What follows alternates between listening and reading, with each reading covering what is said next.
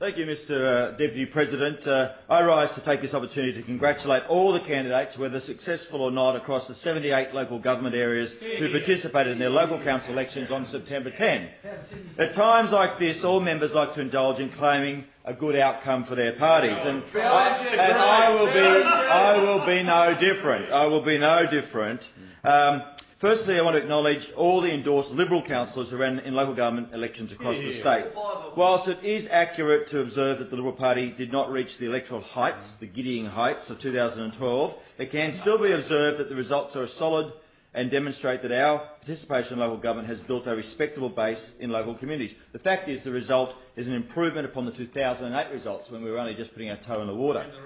In Sutherland Shire Council, the team led by former Mayor Councillor Kent Johns, now the Liberal Party State President, elected a solid 7 of the 15 seats on the council, including the very talented former Mayor Camilla Pesci, and fresh talent in Dan Nichols being elected. The results there at Sutherland is of a finely balanced council, hopefully able to constructively work together.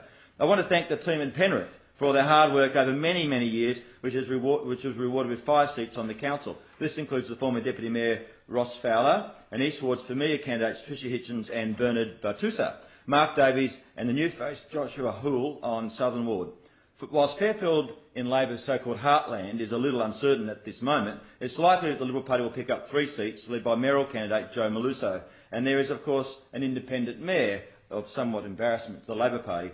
In Liverpool, I want to congratulate the mayoral candidate Tony Hachidi, who was narrowly defeated by Labor. We were still, however, able to pick up 4 seats on that council, which will see Gus Balut, Mazar Hadid, Tina Ayard and Tony Hachidi himself holding the new mayor to account with a finely balanced council. Further south to Camden, where in fact a former member of this House, John Ryan, ran on the Liberal ticket, the party has secured 4 spots, but John was not one of them. The team, to his relief, the team is ably led by former Mayor Lara Simkoviak, thank you, who is one of the great success stories of our party in that region. The Liberal team in Campbelltown, led by George Grease, held 3 seats in a very tough campaign. The Blue Mountains retained 4 Liberals on the council, including veteran Liberal local government member Kevin Schreiber, who will be a solid representative on the new council. In Blacktown, often considered Labor's heartland as well, we saw the Liberal Party pick up 5 seats, with a couple of wards going right down to the wire. I congratulate James Diaz on his election. Hawkesbury Council, the party retained 4 seats, with 5 members of the new council being independents, and the ALP on only 2, and the Greens only scored 1 seat. Congratulations to the team in Tamworth for fighting the good fight and offering an alternative voice for that important region council. Keep up the good work there, guys. In Cessnock, again Labor's so-called heartland, the Liberals picked up 3 seats. I also want to make special mention of the results in the City of Sydney, which is a council close to my heart.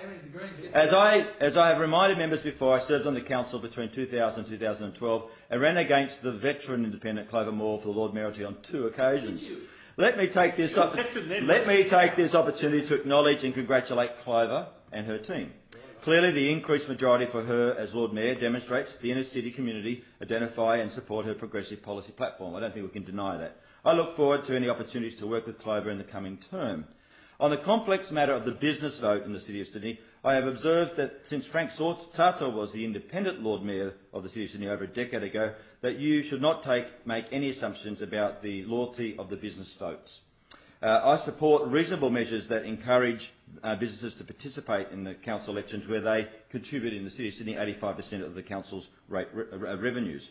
It would seem to me, on the evidence, that the laws currently in place are aimed at doing exactly that, participation. The business roll expanded from less than 2,000 and collapsing in 2012 to over 20,000 businesses in this election.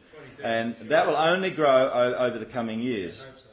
And I think it should be applauded. I congratulate Councillor Christine Fawcett and the Liberal team, which provided a strong alternative voice and challenge to the Clover Moore campaign. The party performed well enough to easily secure 2 seats on the council, including Craig Chung, who will be a great asset on the City of Sydney. The Greens will not acknowledge their weak urban performance across metropolitan Sydney, where their vote stagnated or actually went backwards, as in the City of Sydney, which has seen them go from 2 councillors in 2008 to 12 to none elected. No councillors elected in this election. In fact, the Greens vote in the City of Sydney has dropped roughly 50% to what it was in 2008. So I want to congratulate the Liberal Party on the solid results across the state, and particularly thank the party secretariat. The member's time has expired. I can finish that time off. No, you can't. the Well, if I'm in the chair, I'll allow it. No, you can't. I congratulate the Liberal Party on its success in the elections.